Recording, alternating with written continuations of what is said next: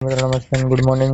સ્વાગત છે તમારું સરકારી યોજના 2026ની ઓફિશિયલ યુટ્યુબ ચેનલમાં. આજના સેશન વિડીયોમાં આપણે વાત કરવાની છે કે હાલમાં એક આઈ ખેડૂતના પોર્ટલ એટલે કે ગુજરાત સરકારના ખેતીવાડી વિભાગ દ્વારા જે કરવામાં આવેલી છે એક નવી યોજના, તેના વિશે ખેડૂતો માટેની સહાય યોજના, તેના વિશે આજે આપણે વાત કરીશું કે કોને ખાતર, બિયારણ, દવા માટેની આ સહાય કરવામાં આવે માટેની યોજના છે, કોને કોને લાભ મળી શકે, કયા કયા ડોક્યુમેન્ટ જોઈએ, અગત્યની તારીખ, આ અગત્યના મુદ્દા વિશે આજે આપણે વાત કરીશું. તો જો તમે ચેનલમાં સરકારી યોજના 2026 યુટ્યુબ ચેનલમાં નવા હોય તો ચેનલને સબસ્ક્રાઇબ કરી દો અને બેલ આઇકનને ઓન કરી દો, જેથી તમને મળી રહ્યા આવા જ યોજનાને લગતા વિડીયો સૌપ્રથમ. હા દોસ્તો, માફી ચાહું છું કે ઓડિયો અને વિડીયોની ક્લેરિટી થોડી ઓછી છે, કેમ કે હજુ તમારા લોકોનો એટલો સપોર્ટ નથી કે આપણે પૂરતા ઇક્વિપમેન્ટ ખરીદી શકીએ. તો તેના માટે તમારો સપોર્ટ હોવો ખૂબ જ આવશ્યક છે. મને આશા છે કે તમે લોકો ખૂબ જ સપોર્ટ દર્શાવતો છો, તો ચેનલને સબસ્ક્રાઇબ કરી દો. હા દોસ્તો, ચેનલને સબસ્ક્રાઇબ કરવા માટે રૂપિયા તો લાગતા નથી, કેમ કે તમે લોકો ચેનલને સબસ્ક્રાઇબ કરશો, વિડીયોને લાઇક અને શેર કરશો તો તમારો સપોર્ટ બન્યો રહેશે. અને હા, મને પણ લાગશે કે આપણો વિડીયો બનાવવો વ્યર્થ નથી ગયો, કેમ કે તમારો લોકોનો સપોર્ટ બન્યા રહે છે. તો હાલો હવે સમય ખરાબ કર્યા વગર વિગતે વાત કરીએ.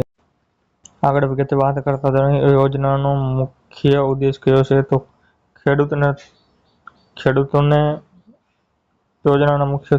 તેલીબિયાં તેમજ કઠોળ પાકના વાવેતર માટે બિયારણ, ખાતર તેમજ દવાની સહાય મળી રહે તેમ હેતુથી ગુજરાત સરકારની ખેતીવાડી વિભાગ દ્વારા આ યોજના અમલમાં મૂકવામાં આવેલ છે. વાત કરીએ આ યોજનાનો લાભ કોને કોને મળી શકે, તો ગુજરાત રાજ્યના તમામ વર્ગના ખેડૂતોને આ યોજનાનો લાભ મળવાપાત્ર થશે, પરંતુ આ યોજના અંતર્ગત કોઈ પણ એક હેક્ટર દીઠ જ લાભ મળી શકે છે, એટલે કે એક હેક્ટર વિસ્તારનો મર્યાદામાં લાભ મળવાપાત્ર થશે. જો સંયુક્ત ખાતું ધરાવતા હોય તો કોઈ પણ એક જ વ્યક્તિને લાભ મળવાપાત્ર થશે. જો તમે એવા ખેડૂતો છો કે તમારી પાસે એક કરતાં વધારે ખાતા ધરાવશો તો પણ તમને એક જ ખાસ નહીં, સોરી દોસ્તો, ટાઈપિંગ મિસ્ટેક થઈ ગઈ છે.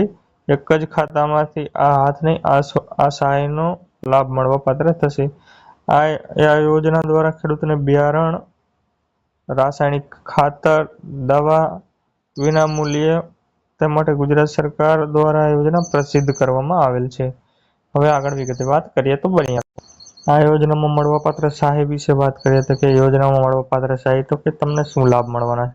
ગુજરાત સરકાર દ્વારા ખેતીવાડી વિભાગ દ્વારા આ યોજના અંતર્ગત ખેડૂતોને રાસાયણિક બિયારણ તેમજ સોયાબીન જેવા વગેરે બિયારણ તમને મળી શકે છે. અભ્યાસ થશે તે માટે રાસાયણિક ખાતરની સહાય પણ મળવાપાત્ર છે.